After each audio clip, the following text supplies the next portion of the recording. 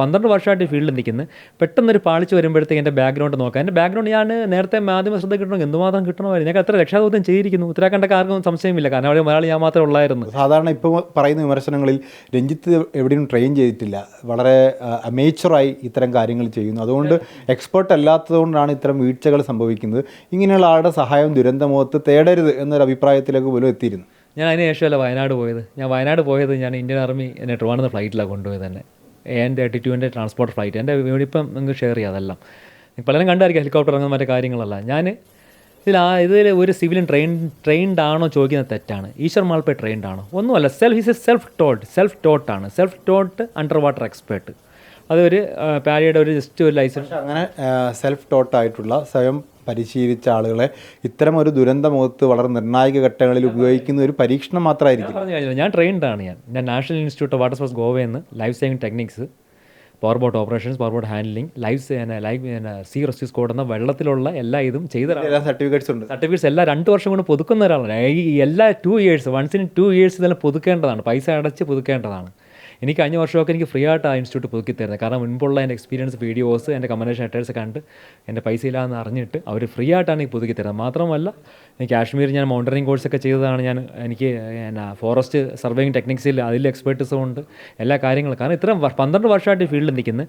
പെട്ടെന്നൊരു പാളിച്ച് വരുമ്പോഴത്തേക്ക് എൻ്റെ ബാക്ക്ഗ്രൗണ്ട് നോക്കാം. എൻ്റെ ബാക്ക്ഗ്രൗണ്ട് ഞാൻ നേരത്തെ മാധ്യമ ശ്രദ്ധ കിട്ടണമെങ്കിൽ എന്തുമാത്രം കിട്ടണമായിരുന്നു. ഞാൻ എത്ര രക്ഷാദൗത്യം ചെയ്തിരിക്കുന്നു. ഉത്തരാഖണ്ഡൊക്കെ ആർക്കും സംശയമില്ല. കാരണം അവിടെ മലയാളി ഞാൻ മാത്രമേ ഉള്ളായിരുന്നു.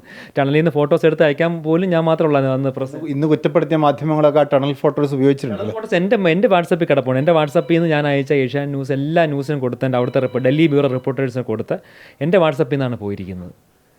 ഞാൻ എന്തോ റിസ്ക് എടുത്തെന്നറിയാം. എന്നാൽ അതിൻ്റെ അകത്ത് ടണലിനകത്ത് ഇത് വാട്സപ്പ് ഫോൺ കയറ്റാൻ പോലും പാടില്ല. അപ്പോൾ ഞാൻ പറഞ്ഞു എൻ്റെ പഠനം അവസാനം പറഞ്ഞ് ഇത്ര ദിവസം നിന്നല്ല സാർ, എൻ്റെ പഠന ആവശ്യത്തിന് കുറച്ച് ഫോട്ടോസ്. ആ ഫോട്ടോസൊക്കെ ഒരുപാട് എനിക്ക് കാരണം എൻ്റെ മലയാളി എനിക്ക് മാധ്യമപ്രവർത്തനം സഹായിക്കണം. ഞാൻ ഇതാണ് ആരെയും വഴക്ക് ഒരു എന്താ പറയാനോ കുറച്ച് കാണിക്കാനോ കൊടുക്കാനൊന്നുമില്ല. പക്ഷേ ഇവിടെ സിറ്റുവേഷൻ നിങ്ങൾക്ക് കണ്ടല്ലോ. മനാഫ് തന്നെ പറയാം, മനാഫ് എന്നോ സഹിച്ചു, അടി കിട്ടി, എൻ്റെ മുന്നിൽ വെച്ചല്ലേ തല്ലുന്നത്. അത് കണ്ടില്ല എന്ന് പറയാൻ പറ്റുമോ? പിന്നെ എനിക്ക് ലക്ഷ്യമുള്ളത് നിങ്ങൾ മാധ്യമപ്രവർത്തനം മാത്രം. അപ്പം നിങ്ങൾ എല്ലാ കാര്യങ്ങളും നിങ്ങളായിട്ട് ഷെയർ ചെയ്യാൻ തുടങ്ങി. എല്ലാ കാര്യം എനിക്കൊരു പറയാൻ ആളില്ല. എനിക്ക് അഡ്മിനിസ്ട്രേഷനോട് എനിക്കൊരു ശരിക്കും നിരന്തരം ഈ ശിരൂരിലെ ആ ഒരു സമയത്ത് മാധ്യമങ്ങൾക്ക് മുന്നിൽ ഇടയ്ക്കിടയ്ക്ക് പ്രത്യക്ഷപ്പെടുന്നു, ചില ഡയറക്ഷൻസ് പറയുന്നു. അപ്പോൾ സ്വാഭാവികമായിട്ടൊരു സംശയം തോന്നാം, ഈ രക്ഷാദൗത്യത്തിൽ ഏർപ്പെടാതെ ഇടയ്ക്കിടയ്ക്ക് വന്നിട്ട് ഈ രഞ്ജിത്ത് ഇസ്രായേൽ മാധ്യമങ്ങളെ കാണാനാണ് ശ്രമിക്കുന്നത്. അപ്പോൾ മാധ്യമങ്ങളെ കാണാൻ വേണ്ടിയിട്ടാണോ ഈ ദുരന്തമുഖത്ത് എത്തുന്നതെന്നൊരു സംശയം ആളുകൾക്ക് തോന്നുകയാണ്. ഞാൻ ആ സമയത്ത് മണ്ണ് മാറ്റിക്കൊണ്ടിരിക്കുമ്പോഴത്തേക്ക് JCB മണ്ണ് മാറ്റിക്കുമ്പോഴത്തേക്ക് മുകളിലെ ഭാഗം ഇടിഞ്ഞുകൊണ്ടിരിക്കുകയാണ്. മുകളിലെ ഭാഗം വീണ്ടും മണ്ണ് കൊള്ളയിടാം.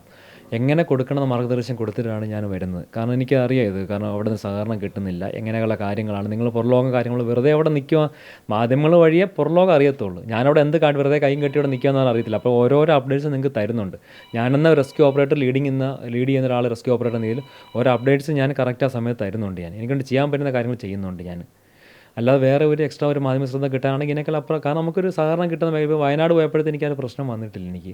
വയനാട് പോയ പ്രശ്നം നമുക്ക് ഇതിനേക്കാൾ സൂചിപ്പാറ പോലത്തെ ഹൈ ടാസ്ക് ഏരിയ പോകുന്നതല്ല.